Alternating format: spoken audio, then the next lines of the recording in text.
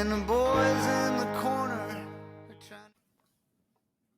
Hello, everyone, and welcome back to On Deck, a podcast by Prospects Live. And today we have a great episode for you with two interviews. First up, we have Ryan Lynch, the closer at Coastal Carolina University, sub-1 ERA guy, my former JUCO teammate. Rhys, the people should be excited for that interview, right? Yeah, Ryan's like all baseball. It's really exciting. I think people are he seems really locked in right now. So, with the regional coming up and everything like that, Ryan was awesome. Yeah, he's a good dude. And then we're going to follow that up with an interview with our own Alex Kempton, who has some deep prospects to talk about. You and Alex have obviously formed a relationship. I heard you guys have a phone call every week. That interview with Alex was great as well. Yeah, I talk to Alex once a week. I tuck him in. I send him a good night text every night. No, I'm just kidding. I don't do that. But if Alex wants me to, I can, because he does so much work for us. He's been killing it. Anything for Alex is what I'm saying. This is my first time meeting him, and man, he is a guy, a really smart guy. Yeah, a dog for sure. And then we'll follow it up with as always what's going on at Prospects Live, and then we'll do what's on your mind, which devolved into some chaos on today's episode. Rhys, we had a dip draft, which makes more sense after you listen to it, and then we also drafted some Pokemon. We're kind of all over your place with what's on your mind today. Yeah, we kind of went all over it. Nate picked Skull as his dip. No, we're not talking about that sort of dip. So we have a great episode for you guys, and I think you're gonna really like this one. And as always, new episodes release on Tuesday and Friday mornings. And the late early morning hours, we're now releasing essentially the night before, so you guys can listen to these podcasts on your commute to work if you are the working commuter type. So yeah, stay tuned for that. And we got some music from the drop teams right here, straight into our interview with Ryan Lynch.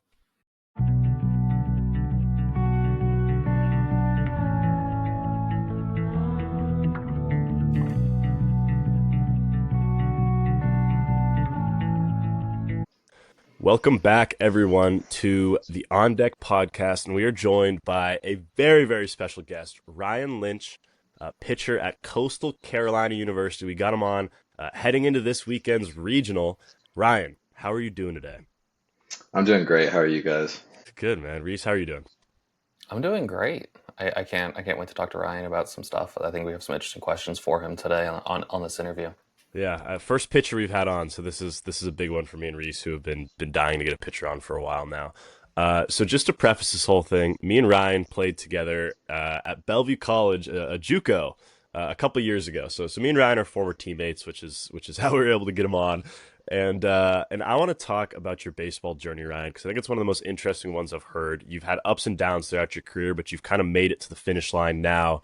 As far as great success in college. Kind of walk me through, youth baseball to college and kind of what your journey's been like and what you've had to deal with throughout your career. Yeah, so I think my career started when I was 4 or 5, playing little t-ball. I mean, I've always loved pitching. Hitting always was a little tough for me. As soon as guys started spinning the ball, I couldn't really hit it, so I became pitcher. But So I started playing when I was young, played on a ton of summer ball teams, played the Little League, pony baseball, all that stuff. I'd say the first time I really played some competition was 12U. I joined the Rio team, Rio Athletics. Shout out the boys. But yeah, that's when I really first started pitching. And that's when I got my first kind of pitching coach, really started learning just the ins and outs of, I don't know, a baseball player, really. But yeah, so I actually ended up getting hurt really young, like 12, 13, I think. I got tendonitis in my shoulder and elbow. So that was my first year of really facing some adversity in a way. And so I had to do PT, took a few months off, started playing again. And then that turned into high school ball, which is my freshman year of high school is where I kind of first, I don't want to say got onto the scene, but that's where I first got a lot of exposure and success. Because I was a freshman in high school. I was playing on varsity. I was 86 to 88. So, I mean, as a freshman, I wasn't too bad. Got a lot of calls, met a lot of people. Then going into my sophomore year of high school, I think it was about midway through the season, I started having some shoulder pain. Was told that it was just a sprain. Ended up rehabbing for 3 weeks. Came back, finished the season, to later find out I had a slap tear. So didn't pitch all of junior year, rehabbed the entire year, tried throwing in junior summer, ended up hurting again, went and got surgery, and then I threw 1 inning my senior year of high school where Yosh saw me, who's our former coach at Bellevue. Got the 1 inning in. He invited me to come down. I what we played freshman year at Bellevue. Started off, I think, no injuries, was fine. I don't think I had any issues my freshman year. Maybe like a week or two out. Nothing crazy, I Yeah. don't think. And then sophomore year was when I first became a starter in college. So that was fun.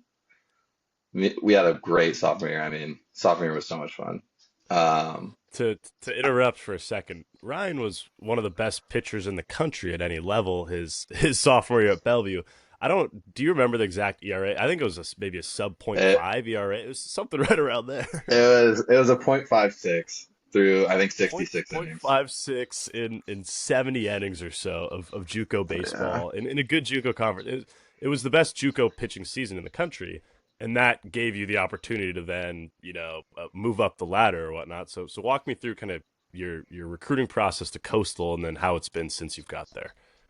Yeah, so Coastal called me like probably halfway through our season, or didn't call me but texted me, and then so I started talking to Schnall, who's our head coach now, who was previously our assistant coach. But so he called me. We played Everett, which is when they flew out to come watch me. I think I went like 7 innings, no runs against Everett. They called me back, told me I had a week to make up my mind on whether I wanted to go there or not. I actually had an impingement right after that outing, so I sat out for 2 weeks. But yeah, after that, I told them like, yeah, I'd love to come, committed. And then I ended up coming down. I had a really rough fall, actually. I hurt my back. I got not an impingement, but a disc, slip disc or something like that. So I was out for like the entire fall. And then started pitching the spring. They still wanted me as a starter. I was doing pretty well. I think I gave like 1 run in 15 innings in the spring against our guys.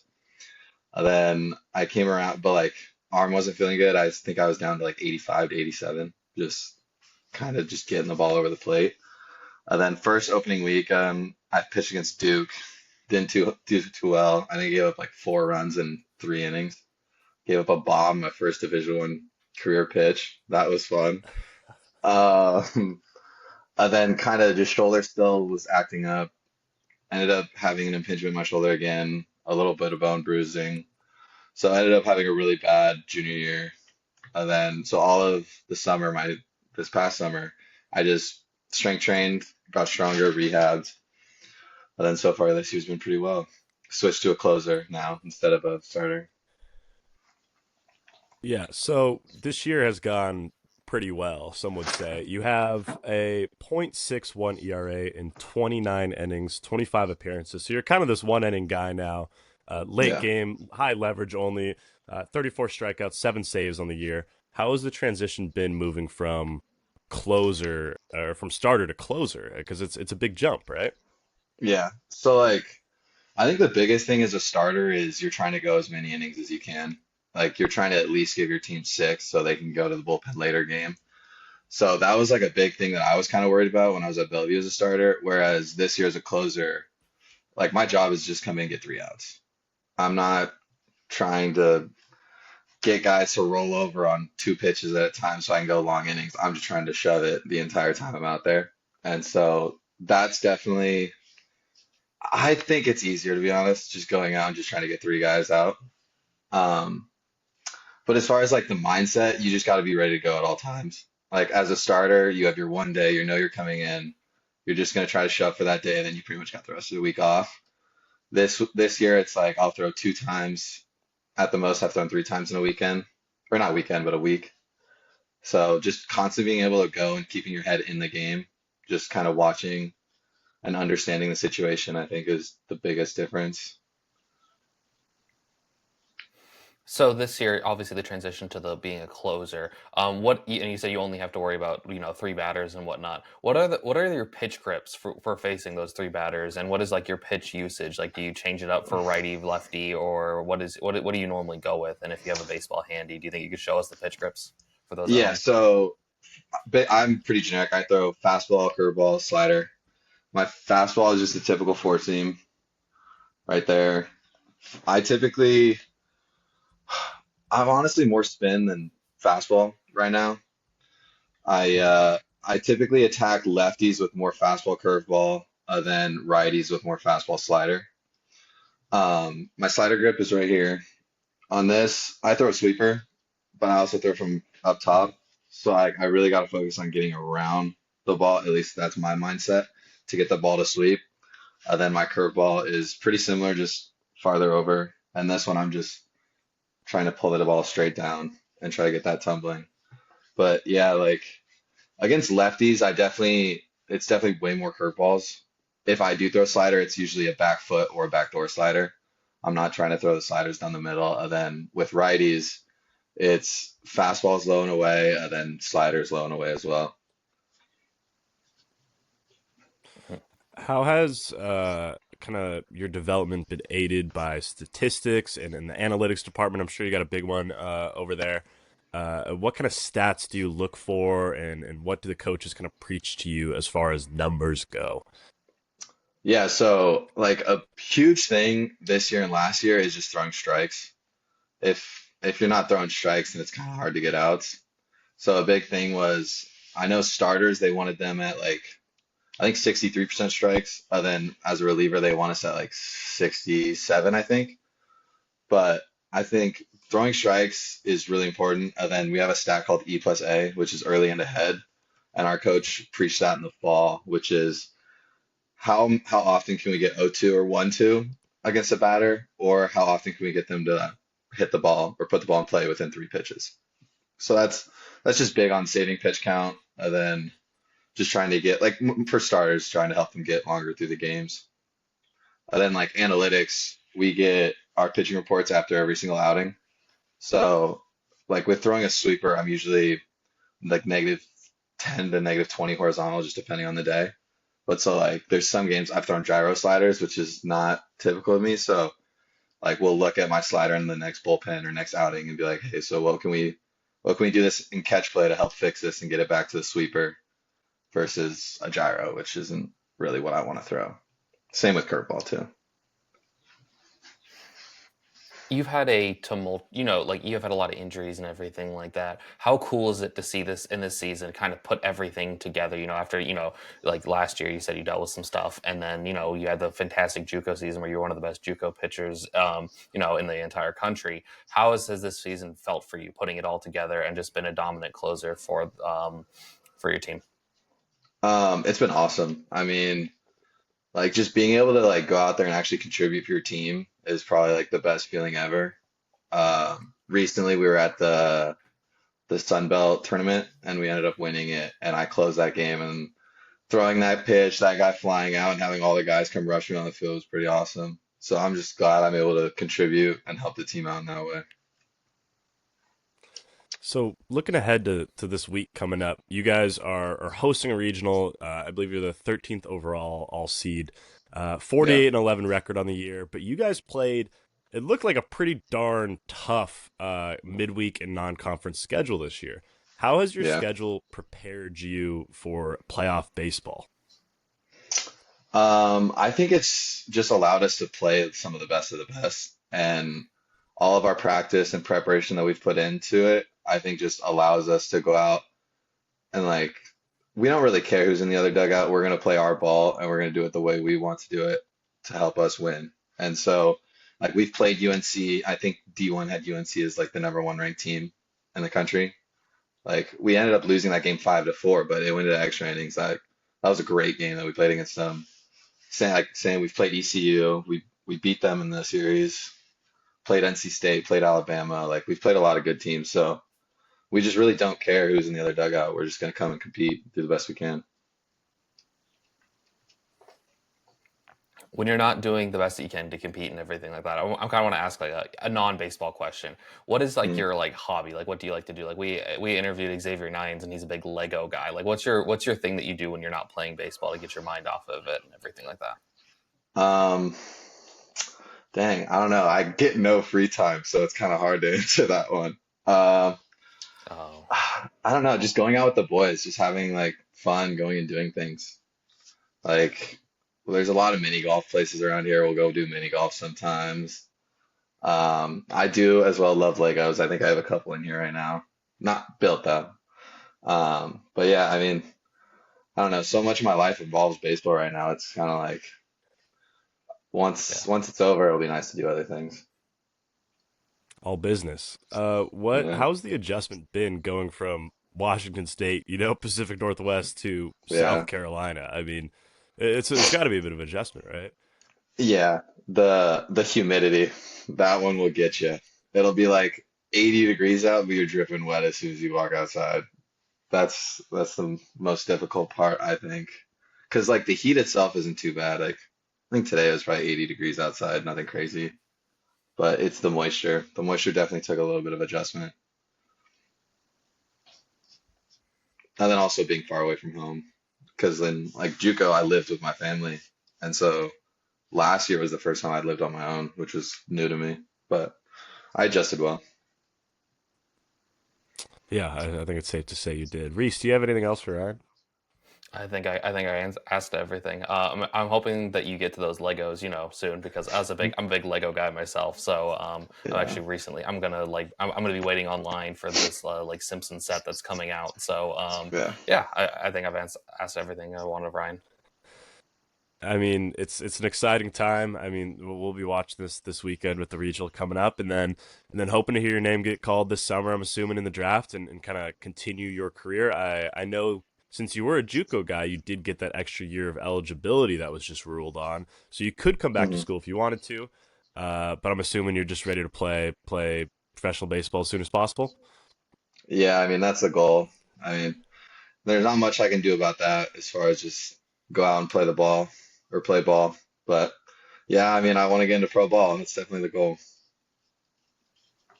Yeah, I think it's safe to say you set yourself up really well. Thank you so much for taking a little time to do this, Ryan, and best of luck this week. Now would be a great time to maybe shout out your socials, where the people can find you, where they can follow you on Instagram and all that. I think my Instagram is like Ryan.Lynch27 or Ryan_Lynch27. I'm not a huge social media person, but it's one of those two.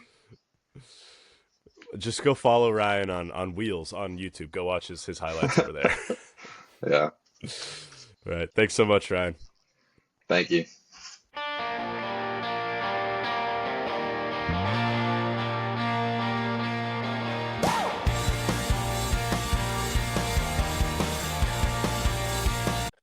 Welcome back from that lovely song from the Drop Teens. We thank them so much for kind of letting us use their music on this podcast. And we are joined by a first-time super special guest here, Alex Kempton. Just survived a monsoon, it sounds like. Sounds like you've had some weather problems today. Alex, how are you doing today? What you been up to? What's going on? I'm doing good, brother. Appreciate you boys having me on. Been battling this heat at these FCL games, a little bit of heat at the FSL games, but yeah, the rain's no joke down here, man. We're not in the point of the year yet where we're getting rained out every other day, but it'll come. The time will come, so getting them in while we can. Yeah, it's a good weather day, if anything. So today we're going to talk about just prospects, right? That's what we do on this podcast. We're just going to go deep into the prospects, and Alex has put together a list of some guys he wants to talk about, and me and Rhys were like, yes, absolutely, let's get into it. We got some deeper names on here, and then we got some bigger names towards the end that we'll talk about. So I'm just going to kick it straight into some analysis here from Alex. I've got two Red Sox names written down here. Who do you want to talk about, and what have you seen from them so far? Yeah, man. We'll start with I'm gonna butcher the name, but Avinson Pinto. He is the shortstop for the FCL Red Sox. He's a 17-year-old, and he's been very impressive, man. Last year I was covering the FCL also for us, and I saw Franklin Arias come through. He was relatively unknown then. Also, the athleticism obviously wowed you, and the Red Sox just seem to be pumping him out because this year Pinto's kind of been that guy. He's a really athletic shortstop. He's got quality bat to ball. The approach could still use some work, but it looks like there is some offensive upside there also because he's still relatively unfilled in. So you see a guy like that put on 10, 15 more pounds. He can start impacting the ball a little bit better. And then it's just, he's a natural shortstop. The arm might move him off a shortstop, but it's looking good for now. I call it a 55. And quality bat to ball. And he plays the game hard also. You know, he's somebody that you like to have as a leader of your team. So he's been very impressive in all fields approach. And at only 17 years old, he's a fun guy to dream on, especially with his combination of defense and some of that offensive upside also.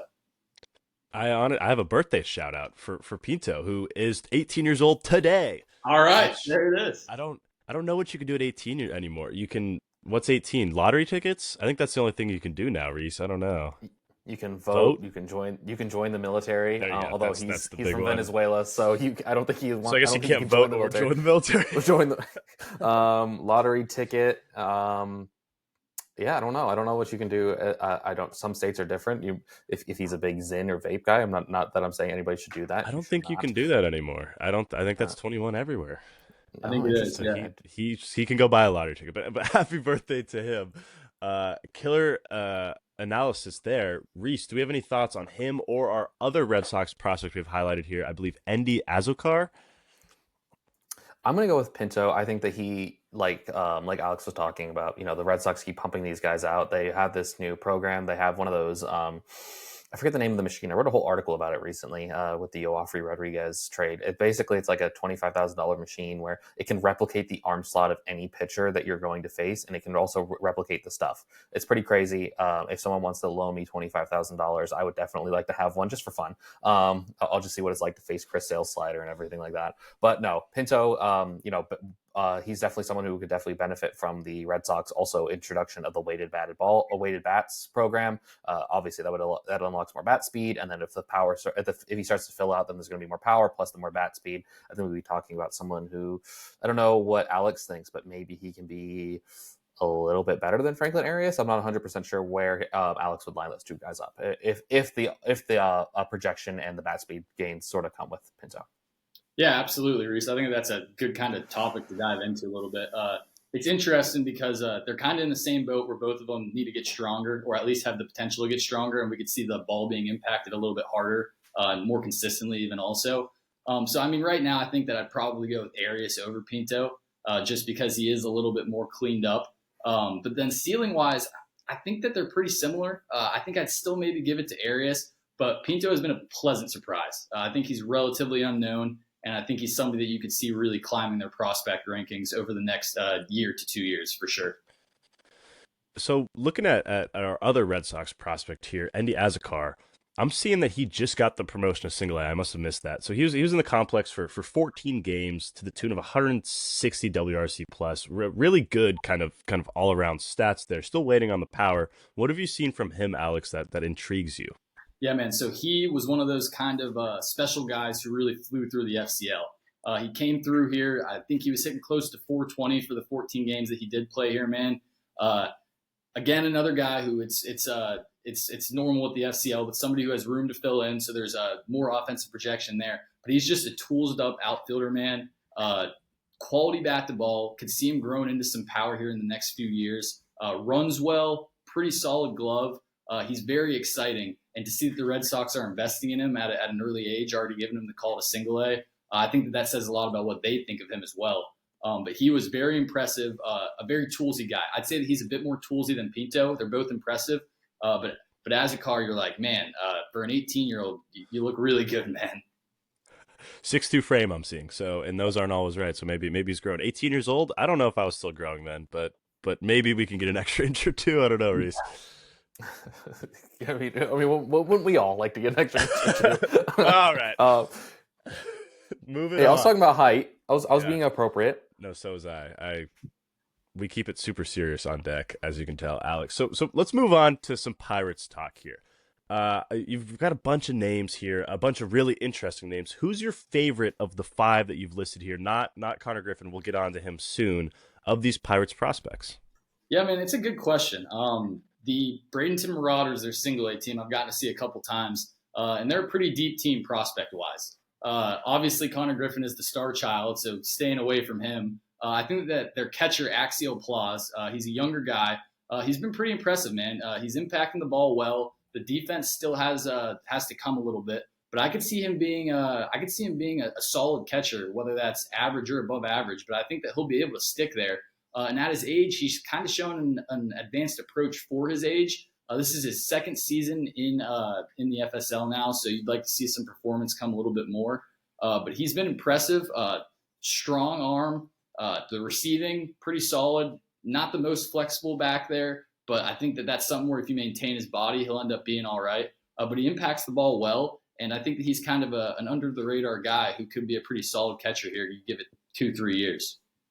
He's a guy I've written about quite a few times on our daily sheet this year. Rhys, Pirates catchers. We've talked about this a couple times this year. Does that scare you? What are your thoughts on Plaus kind of moving forward in the Pirates system?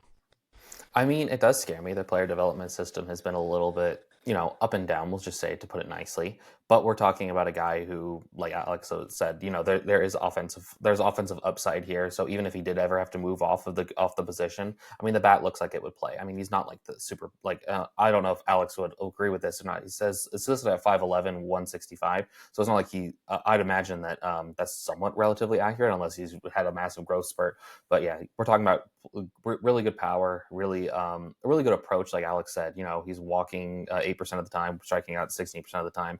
Everything under the hood sort of looks good with him. Obviously, I would like to see him get a promotion up to high A, but teams aren't as aggressive as I would like them to be. As you can see, it's a relative thing that I keep talking about on the daily sheet. Teams should be more aggressive with their prospects, but it seems like they want to see how he can handle, the FCL Florida State League, a second time go around. So I'm just interested to see how quickly they decide to move him up, because this is a really interesting young roster with really interesting pieces. And if the Pirates were any sort of competitive, which they're not, then maybe this would be a nice trade piece for them. But I think that he's going to stay with the Pirates for a long time. I mean, 15 home runs last year and only 76 games in single A. The strikeouts and the hit tool overall is a concern, but it looks like he's made the adjustments to warrant a call-up, because he's still hitting for that power and he slashed the K rate. The adjustment has clearly taken a step forward this year, so it'll be interesting to see what the Pirates do for him. I'm sure he'll make it to high at some point soon. Heading back to Alex, any more thoughts on Plaus, or do you want to get into your next prospect? I think we should dive into Wyatt Sanford next. I've been seeing him in the complex with them. Sanford's approach still needs to come a little bit, but that's understood. He's 18 years old. Very athletic guy, as we all know. I have questions about whether or not he's going to end up sticking at shortstop. I think that the arm is probably going to pull him off over to second base. But he's an interesting guy. It's a really funky setup pre-pitch. I sent Rhys a video of it the other day. His hands start real high. His front foot starts in a funny spot, starts really deep in his lower half. But you can see the tools with him. He's a really quality fielder. Like I said, the arm lacks a little bit, so I'm concerned whether or not he sticks at shortstop. I probably think it's second base in the long run. But with his athleticism, man, I could even see him making a move to center field. The only thing is that you're going to have Connor Griffin out there, I believe. So he's interesting, man. You'd like to see the offense tick up a little bit. But you definitely see the tools with him, and you could see him turn into an above-average hitter here down the road if everything goes right. Yeah, just a second-round pick last year. Rhys, do you have any thoughts on Sanford? If he does have to move off to second base, then I think that puts a lot more pressure on the bat to perform, because at this point, second base is almost like an offensive position. And, the actions were always what drew people to him. Like when he was a prepster, he had good actions. But if you're worried about the arm and moving over to second base, like I said, that just puts so much more pressure on the bat. And he's not a big, powerful hitting guy either. I mean, it looks like it's more of an approach over a hit tool sort of guy, approach over contact. So I'm just interested to see how he goes and how he progresses, because, like I said, if he has to move off to second base, that puts so much more pressure on the bat to perform. 100%. Moving on to the next guy, Alex, I'm almost gonna set you up here. David Matoma. I've been really intrigued by the profile. I want to know your thoughts, having seen him in person, and what you think of David. Yeah, man. So Matoma, he's a guy that you pull for, obviously. Coming over from Uganda, I believe it was.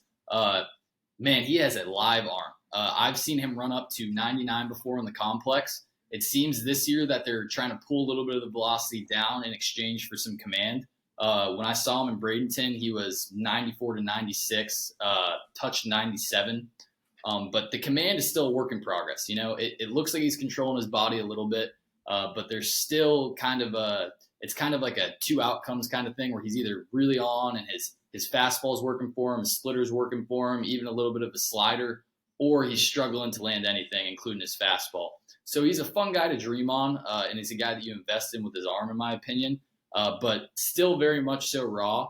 But it's exciting to see him make that jump to single A, because with that arm, man, if he figures out the command a little bit, he has the potential to be a back end reliever. Obviously, the command has a very long way to go, but he's a fun guy to dream on with his backstory for sure. I was almost a little surprised that they pushed him to single A this year. I thought that they would almost give him more time to develop, just being so raw. But Rhys, do you have any thoughts on Matoma? Nothing more than what Alex has talked about. I don't know if I haven't really told anybody. Alex and I have like a weekly check-in, and Matoma felt like it was like a 25-minute segment of our weekly check-in, which should honestly just be recorded as a podcast, if I'm going to be honest, because Alex is just, he's out there grinding his ass off out there in Florida. But Matoma, like he said, if the command doesn't take a step forward, then I don't think the entire profile plays. But he's more than just a cool story. Like, the stuff is really good. It's just, can you get the command in a usable spot? Yeah, I think it's interesting. The Pirates have kind of shown that they will take these overseas guys and make a good pitcher out of them. My mind goes to Urkelani from the Pirates, who probably will be a reliever in the long term, in my opinion. But similar, he would be the first guy from, I think it's San Marino, which is like a tiny country in Europe. And so they're kind of finding these international guys, these pitchers especially, pretty well. Rhys, do you have anyone on this Pirates list left over that you want to talk about? I think Yordani De Los Santos and Johnny Severino are kind of very similar-ish prospects. And honestly, if you rank them, I think you kind of have to rank them back to back. I'll let Alex talk about it more, but like, from what I remember, they're both really good athletes, and it's kind of they're figuring out the rest of the baseball stuff. Yeah, absolutely. So Yordani De Los Santos, when I first got into scouting last year, I fell in love with him because among the complex league guys, he just stood out with his frame, with some of his tools also. But with that being said, although he's more physical, I'd probably give the upper hand to Johnny Severino these days. It's looking like Severino is going to have a better chance to hit. With De Los Santos, the frame is more physical. So, again, it's fun to think what he could be if the hitting comes along a little bit. But he struggled this year very much so. There's some whiff, not great swing decisions all the time. He's not impacting the ball as well as I would like him to. And even with the athleticism, it's looked like he's slowed down a little bit this year compared to last year. So I don't know if shortstop's going to be a long-term thing for him anymore. It might be more of a third base kind of thing, but time will tell with that. With Severino, though, he's gotten stronger. He's playing more at third now, so he's getting a better feel for the position. You can see him being able to survive over there. And Severino, he still has room to fill in, and he really does impact the ball when he connects with it. And it's the same story with him. His approach needs to improve a little bit, and there's definitely some chase, and at times he can be a little bit unbalanced, uncontrolled in the box. But these are things that I think that they can improve with more reps and as he continues to grow and advances through the minor leagues. So in my opinion, it's Severino over De Los Santos right now. But I absolutely agree with you, Rhys, that they're very similar prospects potential-wise. And it's neat to see them both coming up at the same time, whether it's in the FCL and this year in single A. I think it might be fair to say at this point, Alex, that one of those two is probably the future third baseman for the Pirates. Would you agree with that? Yeah, I think that is a bold claim, just because they're still so young. But I wouldn't be surprised if that's the case, man. And if that is the case, I think it probably ends up being Severino. Despite that frame that De Los Santos has, I think that Severino is one of those guys who can maybe just play the game a little bit better. Whether it's not necessarily the tools, but more so the feel for the game and kind of the ability to make adjustments. But there's a lot of untapped potential there, I believe, with De Los Santos. He just needs to kind of get into it and put it all together. Absolutely. I love it. Moving on to a different kind of talk here. We're going to kind of compare and contrast two guys that you've written down here, Bryce Rayner and Connor Griffin. It's kind of a debate online right now. Who do you prefer? I want to start with that with both of you. Which prospect do you prefer? And then we can kind of get into the breakdown. So, Rhys, what are your thoughts on the two? Which one do you prefer? Okay, so Alex and I had this conversation, Alex, Friday, Thursday. I think I lean Rayner because I know that he's going to play shortstop. It's similar-ish power, not as much speed as Griffin. Griffin definitely is the more tooled-up athlete by a lot, actually. But Rayner is a good shortstop. He can throw from multiple different like platforms. He can make all the plays. He can charge in a little bit. He can charge back. He can charge to his left and his right. Where I don't think Griffin is that good of a shortstop defender. And ultimately, I think he could be a potential all-world defensive center fielder, maybe slightly below that. But we're talking about, two of the more exciting prospects. I lean Rayner. I think the swing decisions are a little bit better. I believe he's also he's walking a little bit more. Rayner's walking 14% of the time. Griffin's walking 4% of the time. But also, Griffin must be seeing the ball like a beach ball, because every day I'm talking about him on the daily sheet, it feels like. But I think I just prefer Rayner. I think there's a little bit more floor with an equal-ish ceiling. Yeah, absolutely. So, I mean, man, if our Matoma conversation was 25 minutes the other day on the phone, I think our Rayner and Griffin conversation must have been 45, Rhys, because we got into that for a while. But I think I'm kind of with Rhys, where if I was making a decision now, I'd probably go Rayner. Bona fide shortstop, in my opinion. I mean, you can tell that he used to run up to the mid 90s on the bump. That arm is a 70, in my opinion. I mean, it is crazy. He's going to always make the routine plays for you. Not the rangiest of shortstops, but definitely gets it done. That arm's going to keep him at shortstop, in my opinion, with the combination of his athleticism. And you know what, man? I don't think it's going to be as much offensive impact as him, but I do see some similarities to a guy like Corey Seager. And that's just a great guy to have a comp to. So Rayner right now, I think he's more of a sure thing. But with that being said, I mean, Connor Griffin could be a superstar, as Rhys was saying. I've gotten to see him play some in center field in Bradenton this year. And, man, I think that he is going to be a stud center fielder. He's newish to the position, obviously. He's already getting great reads on balls, taking great routes. His athleticism oozes out there, man. And he has feel for the position. He plays aggressively, not stupidly, but plays aggressively, isn't afraid to go and get it. And then with the offense, man, there is some whiff there on breaking balls. Not the greatest swing decisions yet. But as Rhys and me were talking to each other about, I mean, man, it's not like he was playing in Florida on some crazy high school circuit like he was at Stoneman Douglas or something. He was in Mississippi, and although it was Jackson Prep, I mean, the talent level of high schoolers in Mississippi has got to be lower than Florida high schoolers. So a year out from being in high school ball, I think it's too early necessarily to say that maybe Griffin's going to struggle offensively for a while. And not that people are saying that, but I think it's too early to say that. So I think that if you're playing risky, maybe if you're playing with house money, if you're trying to come home from Vegas with a ton of money, I'd probably go Griffin. But for now, I think Rayner's the safer guy. But, man, Connor Griffin, he has MVP upside, in my opinion. It's going to have to all come together, and there's a lot of stuff that has to happen for that to occur. But, man, he is a tools-up, physical dude who I've heard is a pretty good guy also. So that goes a long way. I think the power speed combo is just something that you can dream on forever with Griffin. And if the hit tool can even remain where it is now, as far as like strikeout rate and such, then you're looking at a probably an all-star type player.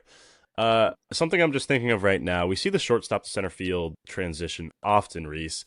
How much O'Neal Cruz is there in Griffin? I think, good exit velos, good arm, maybe not the skill set to switch at shortstop with a taller height and such. Is there a comp somewhere in there? Oh, I hope that he's better than O'Neal Cruz. Honestly, I think the upside is more than O'Neal Cruz, because O'Neal Cruz is kind of been points like one of the worst defensive center fielders in baseball, just watching batted balls fly right in front of him. But I think that there is that same level of appeal, right? There's that same dream, this guy could be, the best player in baseball for a stretch or anything like that. There's that level of upside with Connor Griffin. I just hope that he's a slightly better version of O'Neal Cruz. Yeah. Just to add to that, I think that Griffin has got to be one of the highest upside prospects in baseball right now. Like I said, a ton has to happen for it to happen, but there's undeniable tools there. It's just a question of whether or not he puts it all together at the next level. He's part of a short list of prospects in my mind. I'm sorry to cut you off there, Nate. If you're going to predict a guy to have a 10-WAR season, it's Connor Griffin and Leo DeVries, and I think that's sort of it. Oh, 100%. Yeah, I don't have a whole lot more on either of those guys, except for if Griffin can stick as a top prospect, it completely kind of changes this Pirates organization, who hasn't been able to develop a bat in years now. And I think that Griffin is leading the charge of some of these young, fun Pirates that we just talked about. Of a couple of them can keep developing, the Pirates might actually have something here in the form of a lineup in 3 to 5 years. So moving on to our next team, the Orioles. Alex, who sticks out to you for some of these young Orioles prospects? So recently I've been talking about this guy, man. He is super fun to watch. Got to be the best complex arm I've ever seen. I've only been doing it now for coming up on 2 years, but his name is Esteban Mejia. He is a starting pitcher for the FCL Orioles. Runs up to 101 miles per hour with some sink and some arm side run. Has a slider that has some teeth, has some feel for it also, relatively compared to other FCL guys. A hard changeup that's a little bit firm right now. So that needs improvement, but it's just undeniable arm talent with this guy. Another guy who's relatively unknown who I think is going to really burst onto the scene here in the next year. Just really, really special arm talent and somewhat refined for his age. Has been impressive compared to some other big arms you see in the FCL who don't really know where they're throwing the ball. Mejia has some solid command. The last time I saw him, he went 5 innings pitched, gave up a couple of hits, had 5 strikeouts, only 1 walk. So I think that he'll be getting the call up here at some point later this season. But just a really special arm, a frame that you can bet on to last through a season, whether it's as a starter or as a back end reliever. But just a really, really special arm that's fun to see in the complex. And I know that Rhys has some thoughts on him also, because we've been going back and forth about this guy.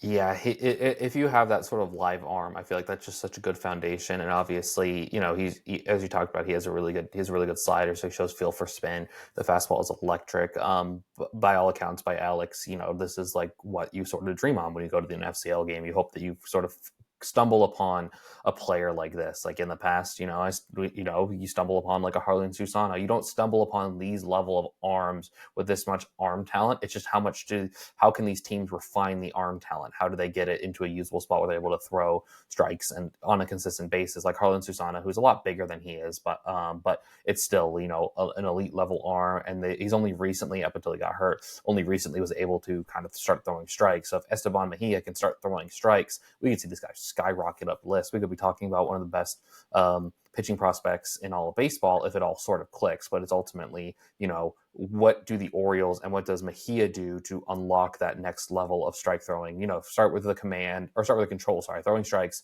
and then being more pinpoint with his command, I think is the route that they might want to go. But I know that Nate, being a former pitcher, probably has some other ideas on that as well. Yeah, well, so when you're saying all that, the first thing that comes to mind is like, could he be the next Carlos LaGrange? Like a guy who has good stuff, who found the command. Teaching command is one of the hardest things to do in baseball, and it really is a feel thing. Generally, when I think about it, the first thing that comes to mind is grips. I'm a big proponent of switching up your grips if something doesn't feel right. And then also just understanding your arm slot. I think those are kind of the 2 biggest things that lead to command, in my opinion, and especially for like a young guy like Mejia. He might not have found his true arm slot yet. You'd hope he has, but something like that is what can take a guy like Carlos LaGrange from walking a batter per inning to barely walking anyone. Is just a subtle arm slot change.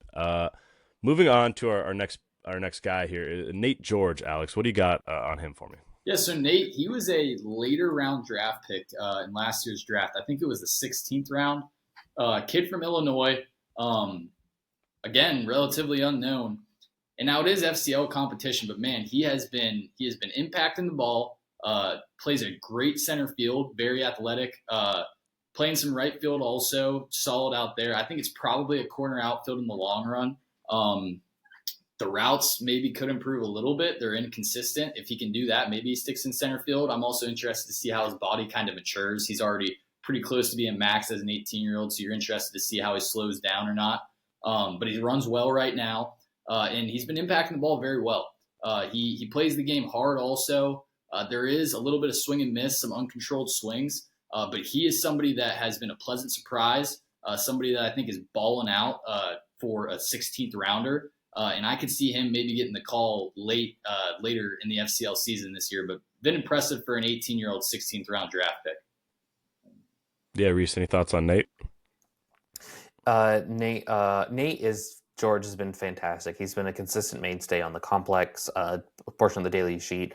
We're talking about, like Alex was talking about, he has some good tools. It's ultimately, how did he end up falling this far? And these cold weather guys like from Illinois, when they start getting a chance to play baseball year round instead of only playing baseball for a couple months out of the year, they take a step forward because they're already physically developed, because what they do during the off season, they tend to be more in the weight room as opposed to working on baseball stuff. So ultimately, now that he gets a chance to focus fully on baseball and is playing, in a really good environment, these sort of guys do take that next jump forward. And I think Nate George is like your classic cold weather bat who is taking that step forward, cementing himself as maybe, I don't know if we went through a 50 on his OFP right now, but I think that definitely like a comfortable 45 with, so upside to be a 50 if he keeps this up when he does get promoted up to single A. And I believe they're not in the Florida, they're in the Carolina League, if I remember correctly. Aberdeen, maybe? I think it's Aberdeen. Yeah, Aberdeen. I think they're one of those teams that actually has all their affiliates, kind of, except for the Florida Complex League, all relatively in the same area, which is kind of cool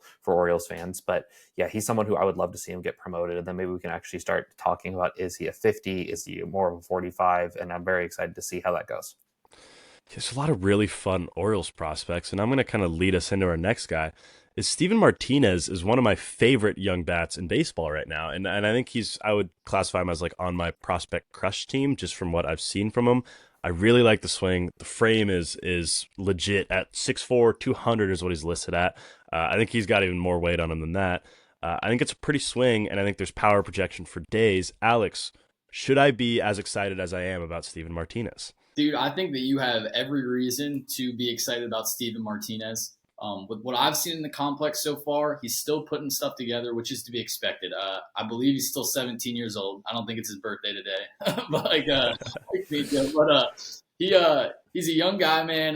The last game I saw him, he got hit in the head by a fastball, I think it was. So I'm pretty sure he's on the IL right now, or he's at least been out for a few games. But man, another fun guy that is fun to be high on. He's toolsed up. Like you said, to get into some serious power. He's got room to continue to get bigger. Definitely 10, 15 more pounds, so you can see him start getting into even more power. The approach is obviously still pretty raw given his age. And coming to the United States for the first time, it seems like he's been kind of working hard to put everything together just the way that he's playing the game. He'll make some silly mistakes in the outfield here and there, but he's a guy that, you have to respect the tools that he flashes. So I think he's a guy that is very justified to be high on. I'd like to see him perform a little bit more, but there's definitely tools there that make you say this guy he's not nothing. He's definitely something. Yeah, despite the the swing and miss, at least he's walking. He's shown that he can see the ball. He's 17% walk rate, 22% strikeout rate. So definitely an interesting profile for a large future corner outfielder with some real power upside. Rhys, do you have any more thoughts on Martinez? I haven't obviously seen him in person or seen him on video, but when you start to see the strikeout rate be that low and the walk rate be that high, it does make me wonder if he is more passive instead of patient. But I mean, I just wanted to ask Alex, you've seen both of them. Who would you prefer? Like, let's say I handed you the reins of the Orioles list. Who are you ranking higher, George or Martinez? I think I know where you're going to go, but I'm just curious. I think you have to go Martinez, man.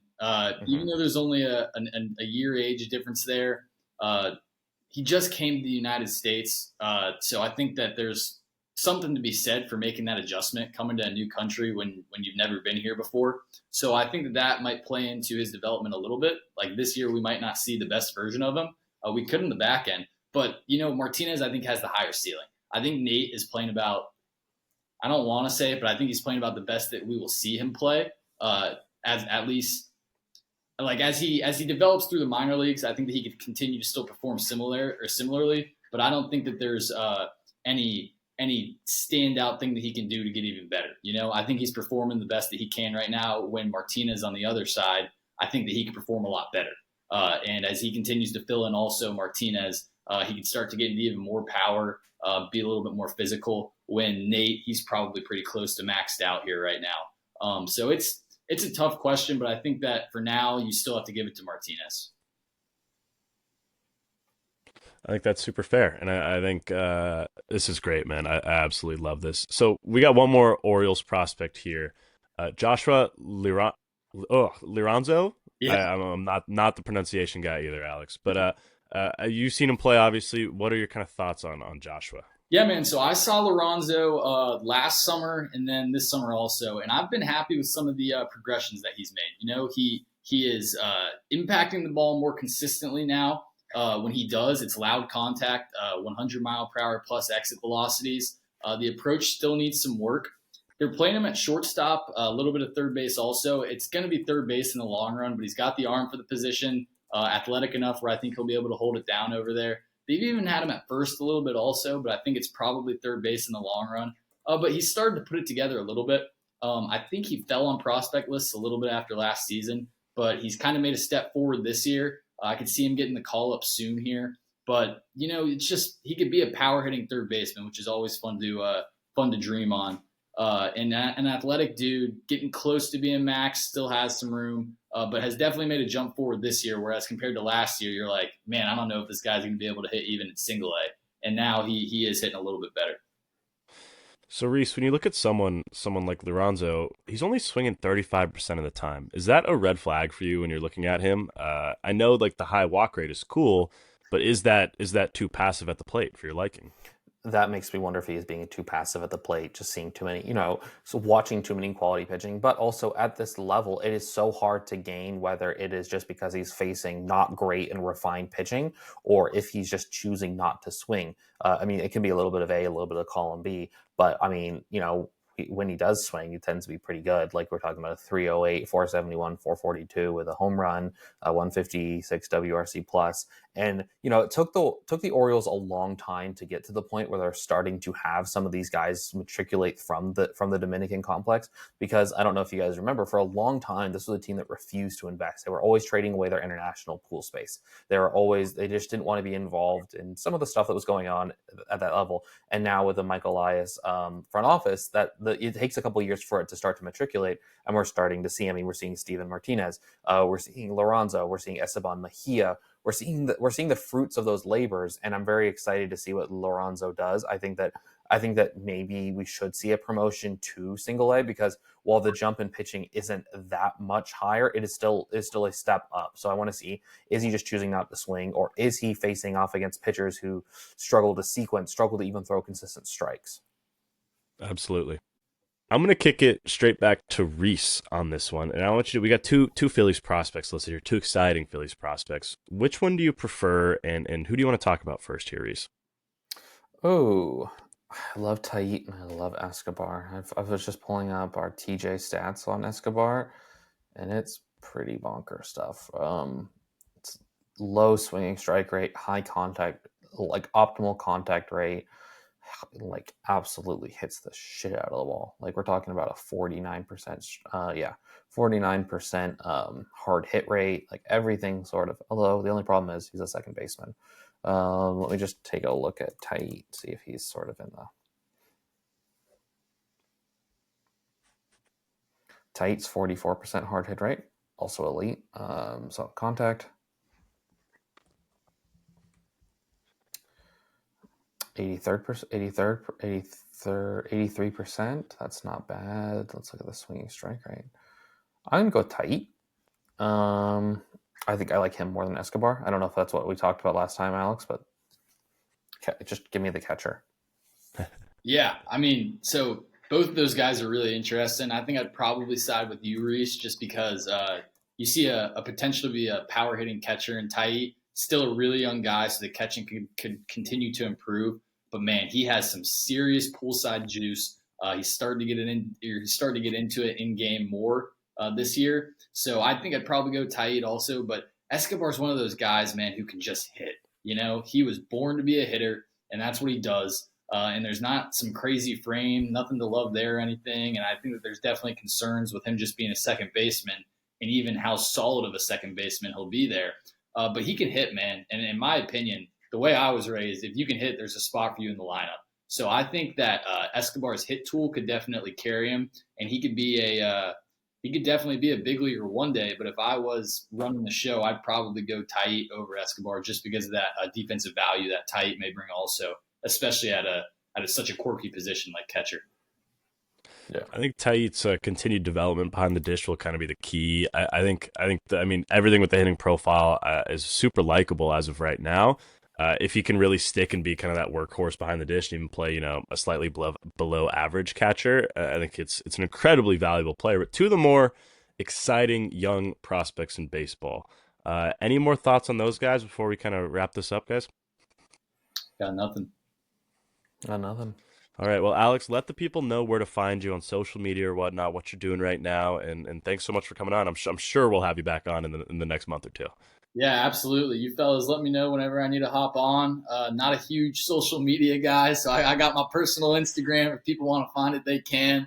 But I appreciate you guys having me on, and it was a good time. It's always fun talking prospects. Yeah, Thanks so shout much, out man. to Alex. Shout out to Alex for coming on. He had to fight through a monsoon. He had to go to a college that he's not a student at to get a space to record the podcast. So Alex is a real grinder. I love our weekly check-ins and everything like that. And yeah, man, I'm excited. I know Alex. I don't know if you've announced this. I don't want to announce it for you. What? We can cut that.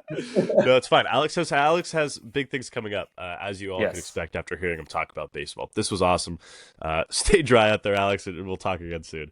All right, fellas. Thank you. Here she comes, walking in walls, talking in tongues. Got the boys in line. That was a fantastic interview with Alex. Alex is one of my absolute favorite people to talk to. Let's talk about what's going on at Prospects Live, because there's always something going on. Tom Gates in his 3-up, 3-down series. Max Ellingson has been killing it with the draft previews. Right now he's San Francisco and Los Angeles Dodgers. And what he's been doing there is he's been going through like trends in which the front office likes to do and how they like to draft. And then he's been also giving out some possible targets for the teams. We have the daily sheets going on. We have the MiLB daily sheet. We also have the college daily sheet. As you're listening to this, we all know that the regionals are going on, and we're going to have coverage of that. We've divided up and conquered all the different regionals. We have the midweek pickups by Taylor Corso, and then shout out to the Diamond Diplomas, which has been one of the more fun series that we've been added to this website. And then we should have some live looks coming out from Nate and Will, and we also have Mitch, one of our new hires. He will also be putting out a live looks at any point now. So we have so much going on at Prospects Live. If you can, if you're not already, subscribe. It's as little as $5 a month, and honestly, you get constant content. You get podcasts, you get tools, you get articles, you get everything that you sort of want. Honestly, the daily sheet is worth the $5 a month alone. And something I always think about is this podcast is free, right? It's on YouTube, Spotify. Anyone can listen to this. This is like your sneak peek into what Prospects Live does. I would say that we are so much well worded when we are not speaking, Rhys, than when we are. I think that our writing and our articles are second to none, and obviously our podcasts are great too. But guys like me and Rhys, you can hear for free. You got to pay to see the words, because I think that's where we really excel. And then coming up on What's on Your Mind, you're going to hear some drafts, the dip draft, and we're going to need you guys to go over to Twitter and vote on a winner for who drafted the best dips, because that's what this podcast is all about at the end of the day. So if you're listening to this on Friday at any time, go over to Twitter or X or whatnot at Prospects Live and go vote on who won the dip draft, because it means a lot to us. And yeah, so going straight into What's on Your Mind here. All right, and we are back with the greatest segment in podcasting. We're only on episode 6, so on deck, so might be a bit fast there. But we're back with What's on Your Mind. And I want to kick it straight to Drew. Drew, you got an interesting thing written down here in the prep sheet, and I love it, and I want to know what's on your mind right now. Yeah, let's set the tone here. Nate, you and I, as we alluded to earlier, fast friends. You and I were very fast friends. We got to be buddies real quick. Off the jump, some would even say. Baseball, clearly, a gargantuan shared interest of ours. Another one that was more happenstantial for us to come upon, Pokemon. I love it. I like battling competitively, although that's something I hardly ever have time for anymore. I like keeping up with people playing the games on the YouTubes. I like the history. I, of course, played and collected the cards. I played the card game, loved that, all of it. Nate, I know you are a Pokemon fan. Can you elaborate on your fandom, please? Yeah, I think my biggest Pokemon experience currently comes from, I play Pokemon Red on my laptop on like I don't know what they're called, like a converter thing. An emulator, probably once a year. I've started dabbling in going back and playing some of the other games. I grew up as a DS kid. I was in that era, so I played Pokemon on my DS from a very young age, and that is where I wasn't as into the cards. I used to have a bunch of cards. I have much less now. Not too many 22-year-olds who are sports addicts are also into Pokemon, so I haven't found quite my realm, but with you I have. So I like all versions of the game, but definitely the actual game itself, the video game. Yeah, sure. No, absolutely. Rhys, this brings us to you. I'm curious because the whole crux of this, what's on my mind, is I'm curious, how big of a Pokemon fan are you?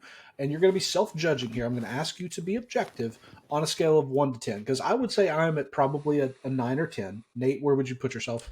Probably an 8. Okay. So, Rhys, where would you put yourself on that scale, and can you describe your Pokemon fandom, if ever there was any?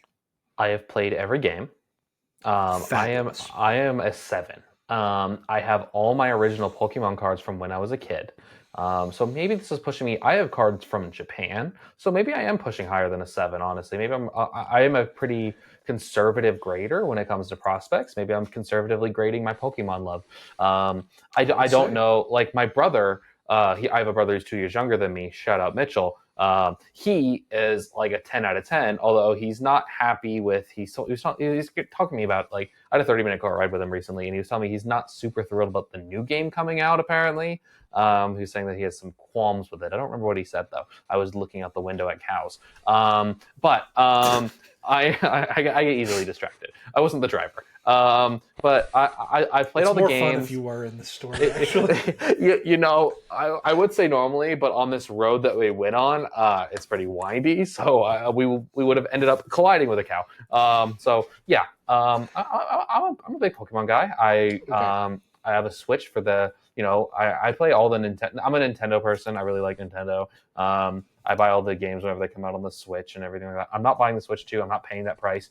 You cannot get me to pay that sort of money on a console. I'm a relatively big Pokemon fan. I totally forgot Pokemon Go, by the way. That was my era. I was in middle school when Pokemon Go came out. I'm dating myself. Biking around to Pokemon Go. Yeah, I was like 11. One of the greatest things ever was like the summer of Pokemon Go. 2016 summer was elite. Elite.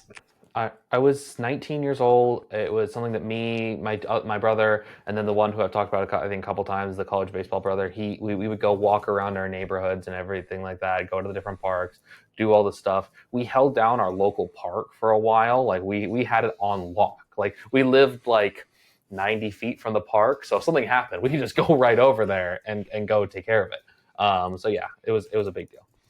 Okay.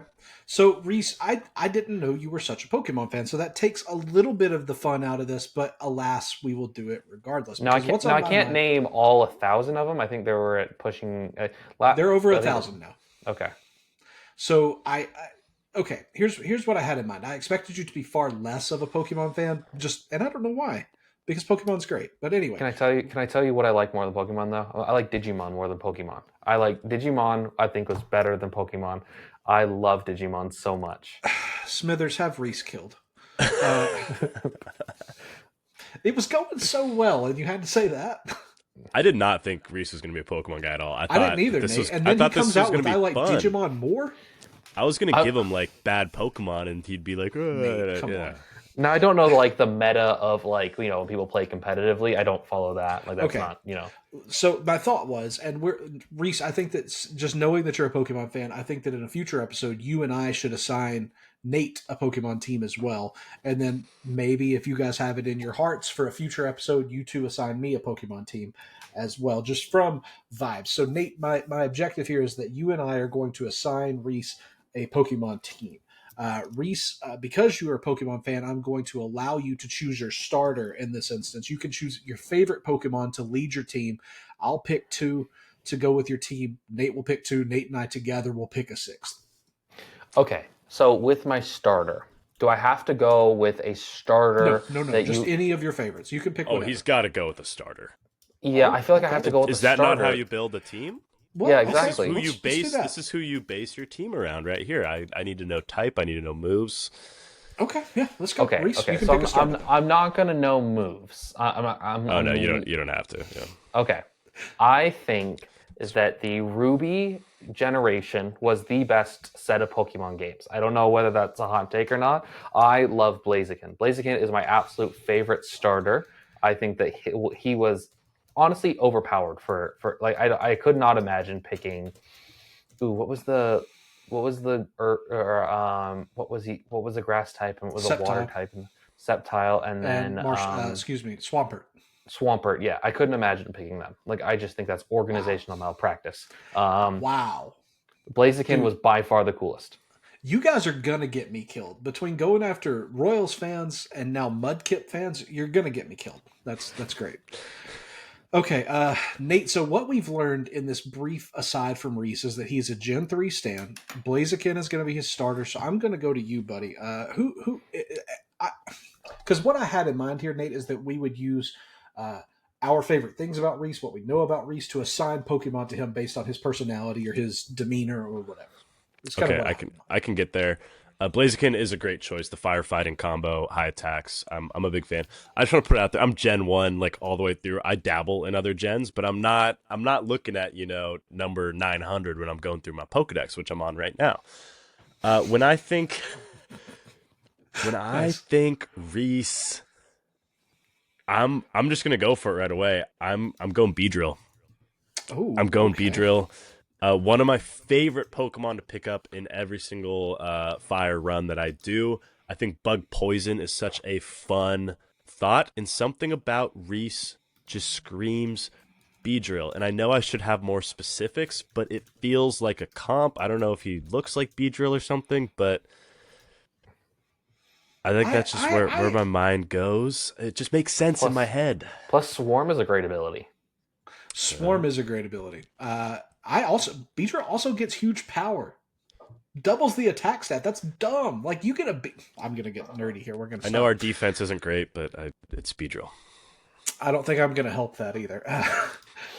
Because one of my favorite things about Rhys is a series of tweets. I've said this 100 million times. Rhys posts a picture of an animal, being that he lives in the West, and will say, I wonder what this animal thinks about given prospect. Nate, I'm curious, what does this lizard Pokemon think about Gauge Jump? I'm not sure. And I'm really stuck between two, but I think what's going to put it over the top is that Rhys is a man of duality. Rhys is an incredibly entertaining person who in any given facet of life is the star of the show. And yet I found constantly he's like, I can't match that energy. Drew's coming in with all this energy. That's not true. So I say at the end of every record, by the way. Yeah, every episode. But Rhys has got all kinds of energy. He's incredibly smart. He's incredibly friendly, very affable, very fun to watch. But the electric and the low key, what about Toxtricity? Let's give Rhys the poison electric type. All offense, all the time for the lizard Toxtricity. I could see Rhys saying, I wonder what Toxtricity thinks about Jonah Tonk. And he posts a picture of Toxtricity like destroying his face because he's getting too close to him. Yeah, I'm not getting too close to Toxtricity. Toxtricity is a beast, a true monster, if you will. What form though? What form though is the question. Okay. Also, can I? I'm not a big fan of the what is it called? The Gigantamax. I'm not a big fan of that. Gigantamax was a swing and a miss, man. It was kind of dumb.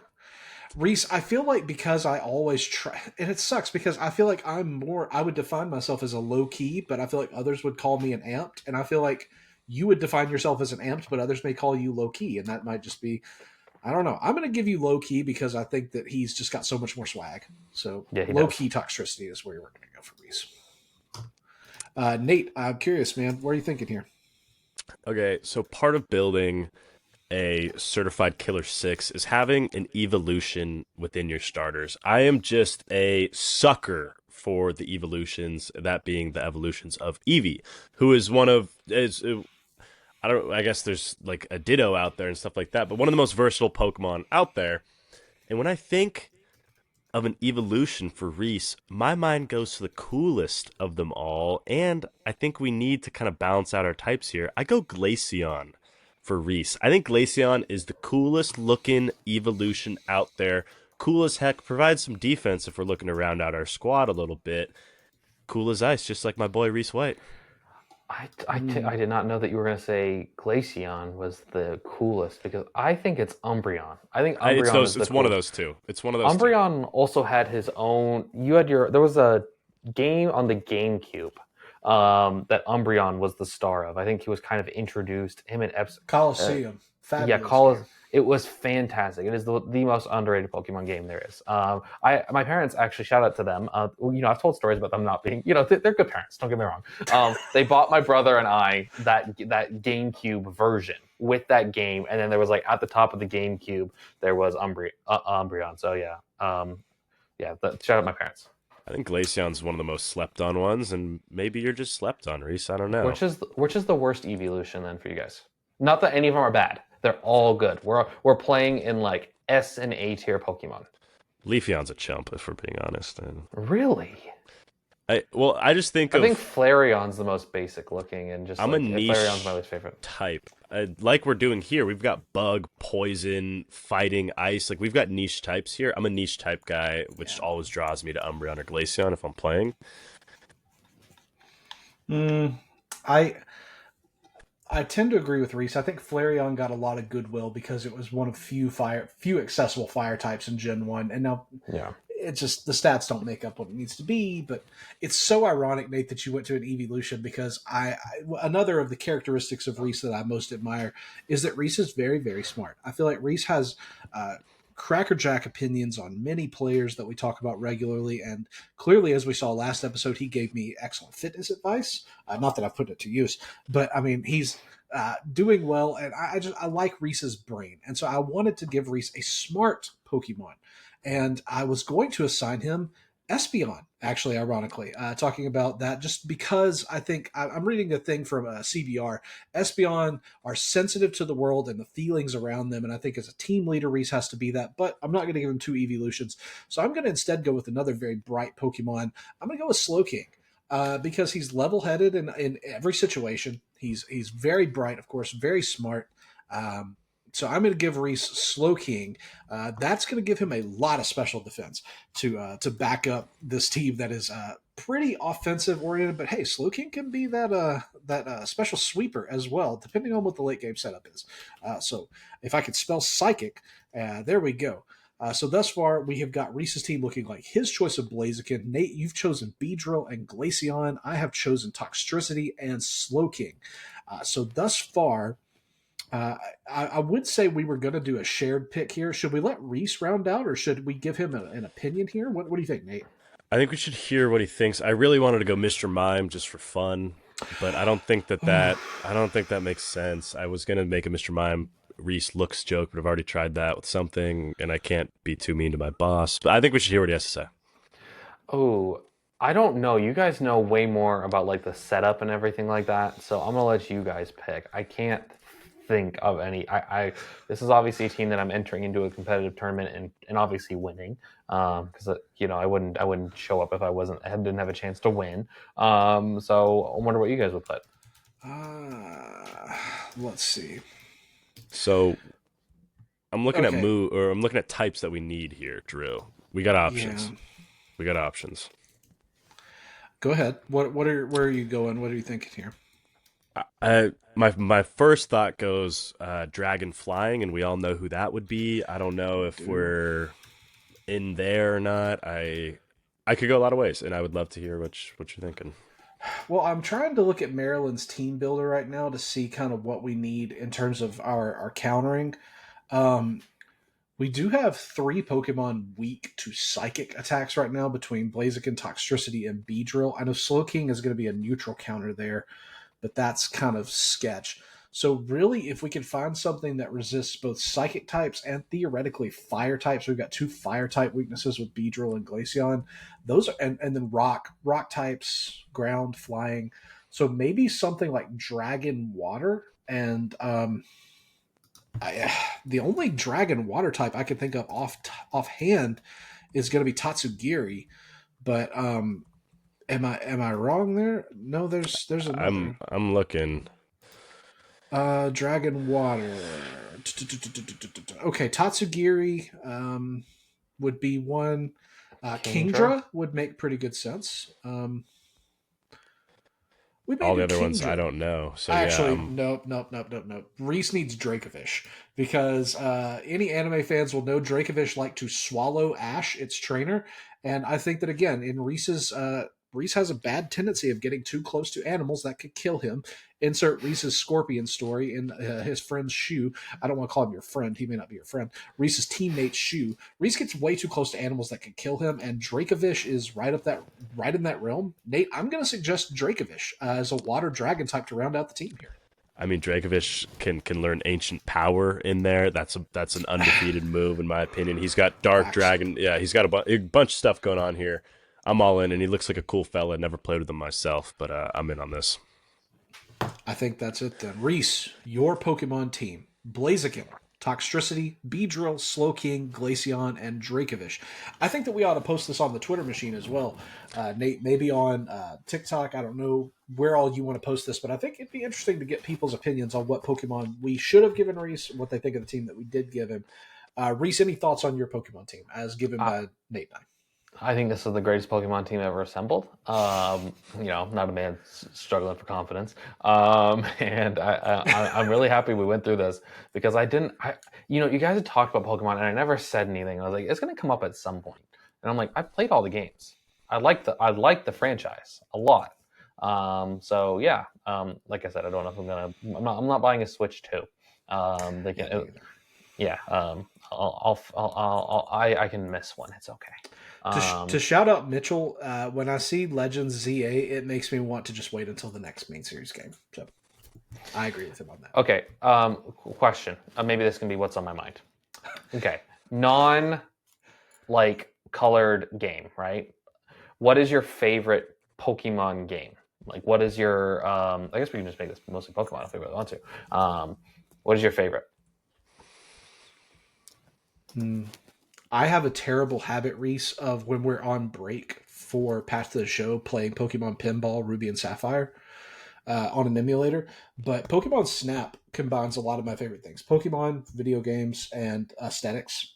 So I really enjoy that a lot as well. I would be remiss to not say that I have spent real life money on the Pokemon trading card app. I don't know if you guys have browsed that. So you mean the trading card game, like the one that just recently dropped? Yeah. First of all, I need to add you on there because I don't play as much, but I think you and I battling would be very much a lot of fun. That's the next podcast. I haven't spent any money. My brother Kyle, ironically, 2 years younger than me. Rhys, we need to get Kyle and Mitchell together. I think they'd be, because Kyle collects Glory to Team Rocket, a Japanese card set that's just dropped. He's obsessed with it. So I think they'd be fast friends for sure. But no, I agree, Nate. I think that's a troubling game for the amount that it could take from my wallet very quickly. Yeah, I had Pokemon Rumble on the Wii and some other Wii game. I had a couple Wii Pokemons back in the day, but I was a DS grinder with colored games for the most part. I like Pokemon Rangers. That was fun too. For Ranger, I never played Pokemon Ranger. It was really fun. It was a slightly different, it's kind of, it wasn't that popular. I don't think it took off. And then what's the one where you play as the Pokemon? You take like a personality test before. I forget what those ones were called. Those ones were really good. I don't know if you guys played those ones. Yeah, you took a personality test before, and then I looked it up online how to get Eevee, because then you could evolve into, do the evolutions. So I realized that this is putting the horse entirely before the cart, but I did just come up with maybe the greatest thing that we could ever do as side content on the Prospects Live YouTube channel is a joint Let's Play of Let's Go Pikachu, or of Hey You Pikachu, the voice controlled one. That would be one of the most stream, guys. That would be one of the most catastrophically awful streams in the history of the world, but I would live for it. I don't think I played that one. Oh, it's terrible, Rhys. It's so bad, but so funny. Because the 64 had that, and then it had a Pokemon Arena game, I believe. Stadium. Stadium, that was good.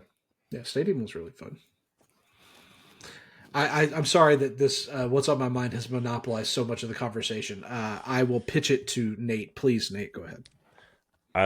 This is the best What's on Your Mind ever, in my opinion, and I'm already thinking of ways to make time for us to all play Pokemon together. Yeah, so on and so What's on your mind for me? What's on my mind? One would say.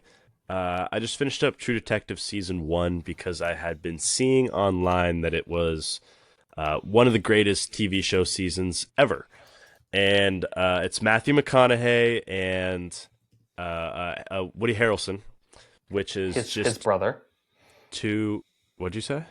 You know that there's a rumor that they might be brothers. Oh, really? No, I Really? haven't seen that. Yeah, let me look it up.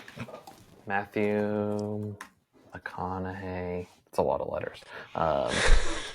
It's a lot. Also, of letters. you guys can look up how his dad died. His dad died doing what he loved. Brother. Now I have to look that yeah, up. I have to do that now. Okay. And then, okay, let me look it up. Brother, what is his name? Woody. They have explored the possibility of being related, possibly as half-brothers, due to rumors sparked by Matthew McConaughey's mother, because she might have known, it doesn't matter. We don't need to get into that, but yeah. I don't think we want to get into how Matthew McConaughey's dad passed. Interesting. It's an interesting one, that's for sure. Google it. Google Yep. sucks these days, but yes, Google. No, it showed up right away. Yeah, so those two of my more favorable actors in recent times, and it's a True Detective TV show where they are both investigators, cops, detectives, however you want to call it, and it is one of the most beautiful yet scarring seasons of television I've ever seen. I'm not like a scary TV guy, and I don't think it's scary by any means, but it's just incredible, and it's the kind of show that I gravitate towards, the more serious kind of investigative mystery whatnot kind of show. It's pretty dark, but it's damn good, and it's just two of the better acting performances I've ever seen. Great score. I'm a sucker for like sound design and stuff like that in a TV show. Matthew McConaughey smokes 400 cigarettes every episode, which is always like a fun thing, I suppose. And it's just got the vibe. It's got like that Western, like old timey Texas kind of vibe to it. And I always love those kind of shows. And I just think that this demographic of our listeners is probably men from 20 to 50 or so. And I think that they would probably agree that this is a great show if they've seen it. It sounds like neither of you guys have. And it's hard to tell someone to watch a TV show because I so rarely watch TV show suggestions. I have a notes app that's just so long of suggestions that I'll probably never get to. Nate lives on the notes app, by the way. For those that don't know, certified notes app guy. I got so many shows, and True Detective made it out of the notes app, made it out the group chat, and I watched it, and it was not disappointing at all. I didn't watch season 2 because it's one of those shows where the cast changes every season. I wasn't interested in that, but it was just a phenomenal detective show if you're into that kind of thing. So yeah, that's what's on my mind. I love Matthew McConaughey. I'm in on everything that he's in. I love Dallas Buyers Club. Interstellar's good. Very similar to Dallas Buyers Club in his acting, I would say. His 5-minute cameo in The Wolf of Wall Street is the greatest 5-minute cameo of anybody in a movie. Exactly. Okay.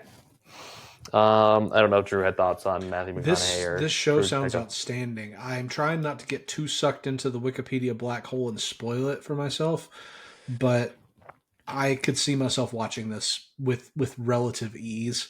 Yeah. I love the fact that it's set kind of in the 90s and early 2000s is what I'm gathering. That's kind of right in my wheelhouse. I like the fact that it's set on the bayou, if I'm understanding that correctly. A lot of this is just very much in my realm of possibilities in terms of it's rated as one of the best seasons of television ever if you care about the expert opinion or whatnot, which I sort of do, and it did not disappoint. But Rhys, what's on your mind? What's on my mind? Okay. I went in with the last one and I had a topic and I changed my mind, and I'm going to change my mind again. I feel like we've done Pokemon and we've done TV shows. I think I'm going to do another. You know what? No, I'm going to stick with what I already did, and that's the dips. I am a man who loves dips. I love going to functions. I love seeing the variety of dips. I love a spinach artichoke dip. I love a French onion dip. I love any sort of dip. I'm allergic to garlic, which does make eating dips very difficult. I'm very allergic to garlic to the point where I have to bring my own allergy pills to any function I show up at. It's not fun, But I wanted to, summertime, people are eating with their hands more. Well, maybe you shouldn't be dipping your hands in the dip, but like, you have some chips. I'm a big, what is it called? Lay's Wavy. Those are very good chips for dipping because you get the right amount of surface area. You get a little bit of nooks and cranny in there. There's a little bit of math involved in there too. I just want to talk about dips with my boys, and I didn't know if we wanted to do a dip draft. I know we just did a really long segment on Pokemon, not Skull, I'm not a Zin draft or anything like that. Just so everyone's aware. But dip. Are you guys big dip people? I think there should be a restaurant also focusing on dips. Wow, that's a take. Like I love it. I love but that, good. but that's a bold take. First of all, as it tends to be, it is nearing 12:30 a.m. my time. That means it's time for a dip draft. I'm not going to cut it short on a dip draft. If that's something you want to do, Nate, and you want to do, Rhys, I'm always down to draft. I'm always down to draft as well. I'm just have a picture of Rhys at a function, just fist deep in the dip bowl. I'm more getting in there. I'm more interested in what the dip situation is than most of the social situations going on. I'm just eyeing the dips. I'm like making sure that I make sure that I get my fair share of dips. Like it's something that goes on in my mind. It's been something, I just want to make sure that, if there's a good dip out there that I've at least tried it. Yeah, I think we should dip draft. I could see this going on for a while. I don't know how many rounds you guys want to do. My interpretation of dip is loose. Any kind of chip that you dip into something, I would certify as a dip, and I want to make sure we're on the same page before I make any selections in this draft. So I'm very liberal when it comes to my definition of food. I think a pizza is a sandwich. It is an open-faced sandwich. It is an irrefutable fact. I know I just got some looks. It's fine. I think that anything that you can dip a chip into is by I'll get Adam to verify legally that he's a Prospects Live lawyer, that anything you dip a chip into is a dip.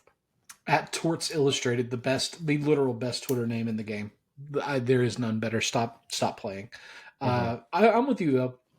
I think anything you can feasibly dip a chip into, anything you can dip a cracker into, I think we should constitute that as dip. And I would say that I liked the format of the fruit draft that you guys did with Will. So I think we go again 3 dips. Did you guys do snake style? Oh yeah, yes. We're big snake draft guys. Okay, cool. Snake draft is the only way to do it. Unless you're going to do a salary cap. Fair. If you guys want to randomize the order, then I think we draft dips. I think that's a great way to spend our time. I need 3 names.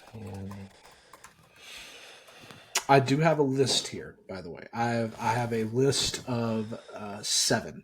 So Nate, I should theoretically add another 2 here. Do I want to? Well, no, absolutely. We need to do 3. I'm saying that, and I think at least 3 of mine are safe from you guys. I think I'm going by the book here. I know what I want. Okay. Did anyone randomize? No, I did not. Should we? You can go first. It's your idea if you'd like that. You can pick where you go. How about that? That sounds good. I'll go first. I already said it in the pre-podcast talk. I'm going spinach artichoke dip. I don't think there is a better dip out there. It is perfect. It is balanced. There's Parmesan cheese. There's artichoke. There's spinach. So it's kind of healthy. So yeah, that's my dip. That's my 1-1 dip. Nate, I think you should go 2, buddy. But Okay. Thoughts on spinach artichoke? Yeah. I don't know if it would have been my 1-1, if I'm being honest. It was not on my first round board. I think you could have got it in the second, but I don't know. Drew, would you have taken that?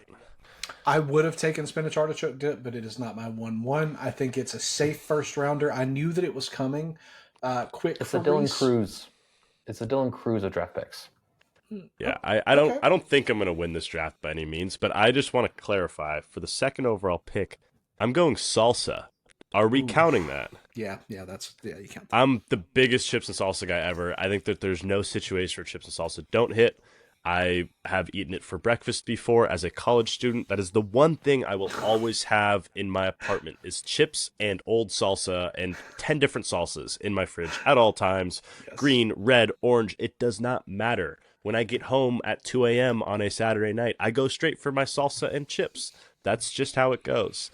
And I hope I didn't reach there, but I had to do it. I think you went with a like not generational pick, but like it's the safe. It's a double, right? Every single time. Chips and salsa is going to be eaten. You put it out there, people are going to eat it. If you put it out there, Drew is going to eat it. I'm going to eat an uncomfortable amount of it. At a restaurant, if they serve it, I'm gonna, I saw this really funny tweet recently, and it was like, would you eat 13 tortillas and some salsa? No, but would you eat 13 tortillas deep fried into tortilla chips and salsa? Yes. Yeah. This is the draft I care about winning, if I'm being honest. I mean, I'm frantically trying to make sure my board is set. But Drew, you have back-to-back picks, I believe. I do. This is the best draft to have back-to-back picks. I promise you're not going to win this draft because I'm about to win it. I'm going to take at 3 what should have gone at 1. It is the undisputed champion of dips. It's buffalo chicken dip, without a doubt. This is a dip that, in my opinion, is a meal on its own. It combines all the best things with creaminess, with spiciness. It's got enough kick. You can add more kick because if the buffalo chicken dip isn't buffalo enough for you, dab on top, man. Dab on top of your plate. And then you can assign the spice level. But if they're doing it right, you don't need to do all that. It's perfect as it comes. Thoughts on buffalo chicken dip, boys? I think it's like a staple at a Super Bowl party. I think you're having a bad Super Bowl party if you don't have buffalo chicken dip. You can even do it like, I don't think there's any wrong way to do it. If you want to put more cheese on top, that's totally awesome. I'm with buffalo chicken dip in every form. That'll be at my restaurant of all dips. Love it. Yeah, buffalo chicken dip, great. I don't find it as much in the Pacific Northwest as I think I would if I was more southern. Not a whole lot of buffalo anything up here, I feel like. Wow. It really doesn't feel like that. I feel like maybe I'm just in this Seattle circle where everyone is allergic to a little bit of heat or such or whatnot. But yeah, I think that's a fair value for you, Drew. I think that's a great pick. I appreciate that. I'm really torn between 2 here. And this is where I'm looking at my board and I have to decide.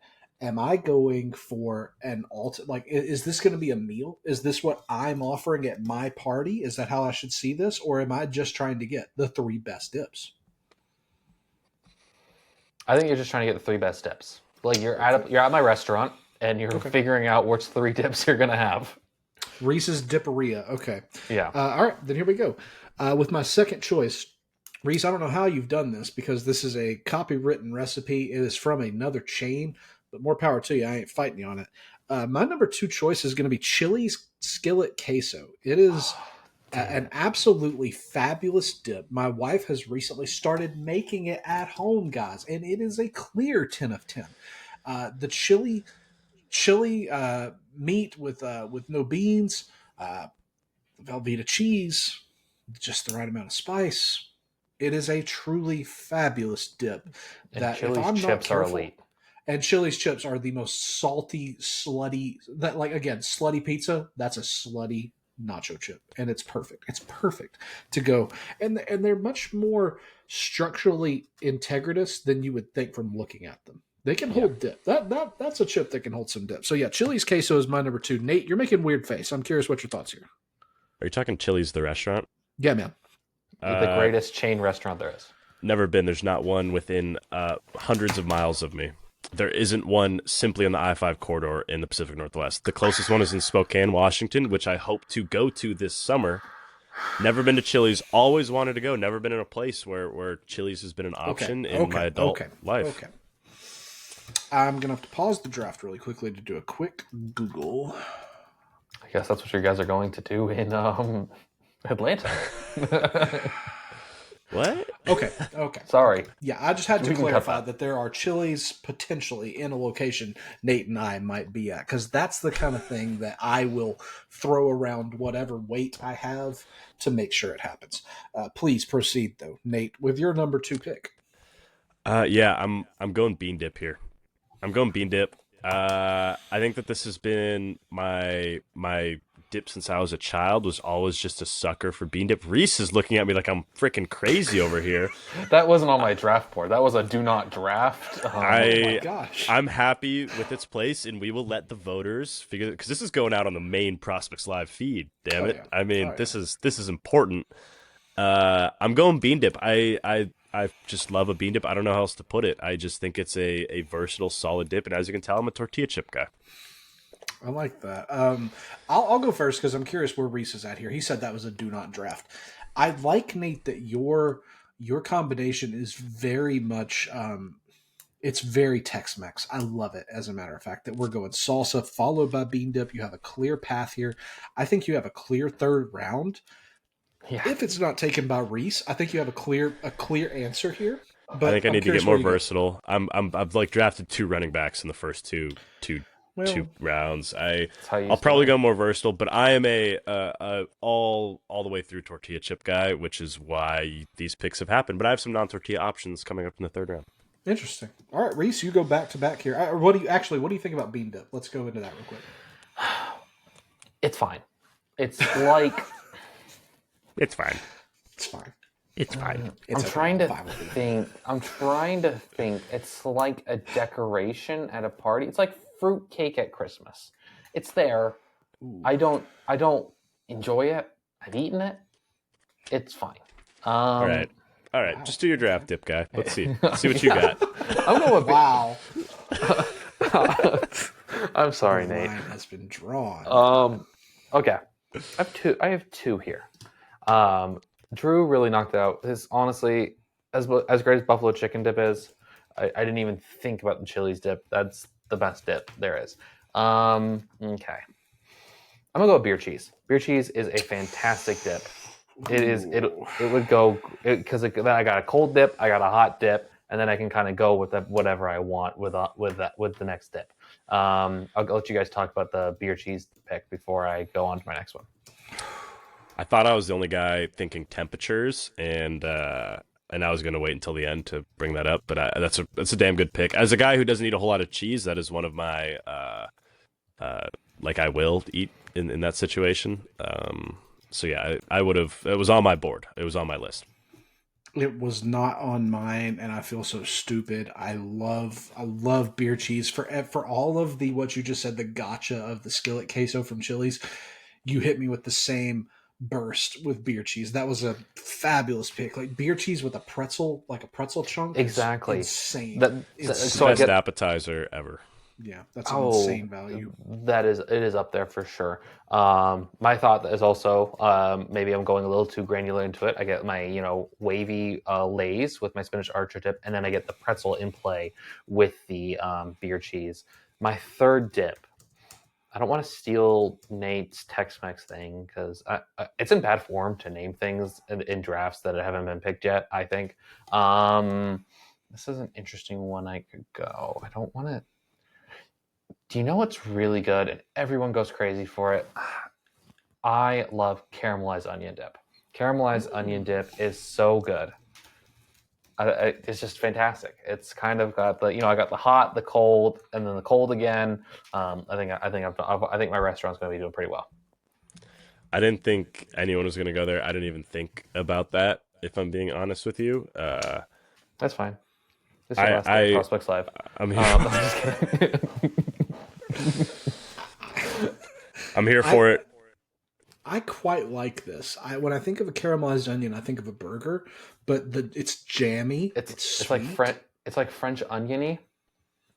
Exactly. I was thinking think French those are onion for my next pick, but we're kind of in similar realms there. We're getting very close. I'll obviously not take that, but that was my next pick was French onion dip. So kudos to you, sir. Also, shout out to Delish. If you go onto their top 80 dips, it's just the same 3 or 4 dips, just reorganized in different ways. They do a 7-layer dip, and then they do a football dip. That's just a 7-layer dip with the layers changed around.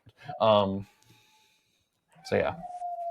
Shout out to the branding on Delish for that. Nate, I believe that takes us to you for pick number 8, your third dip.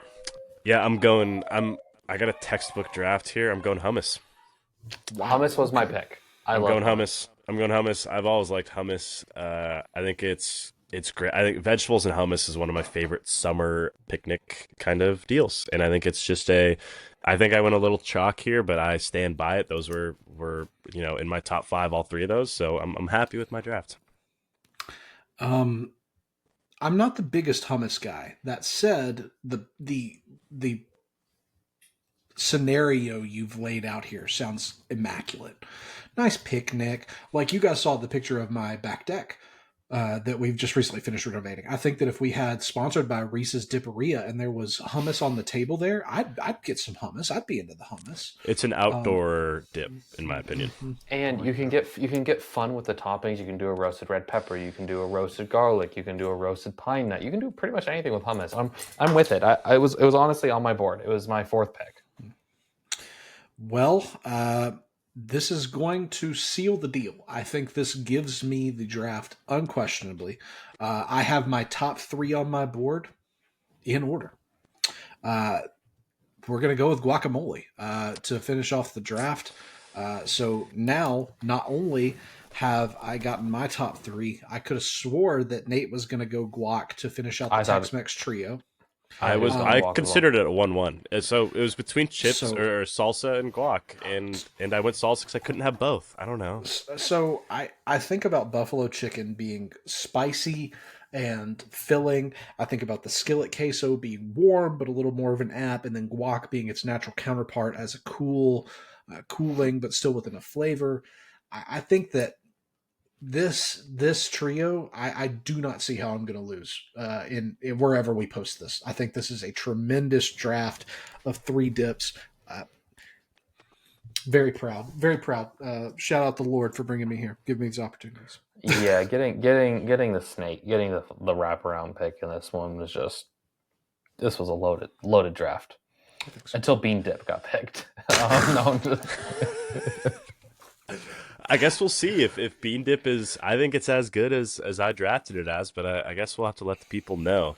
I think that this could go any way, if I'm being honest. I think I could see a path to success for all of us, and this is definitely going up on the Prospects Live main feed because I can do that now, and hopefully I don't get fired. But this has been a great little segment of what's going on. Why do I keep calling it what's going on? It's what's on your mind. I don't know. You named but it. I don't know we had a lot of things on our mind baby. Today. Yeah, we had a lot of things on our mind. And this is probably the best what's on your mind ever. So thank you if you listened this far into the episode. And go check out that poll that is probably live right now on X at Prospects Live. Any parting words for our viewers, Drew? Yeah, thanks so much for watching this far in. We recently celebrated Memorial Day, and if you're watching and you served in the armed forces, speaking on behalf of Rhys and Nate, we love you, and we're so grateful for your sacrifices and for what you did. Thank you for what you're doing. You're one of the best parts of our country, and we appreciate you very much. Amen. Rhys, how do you follow that up?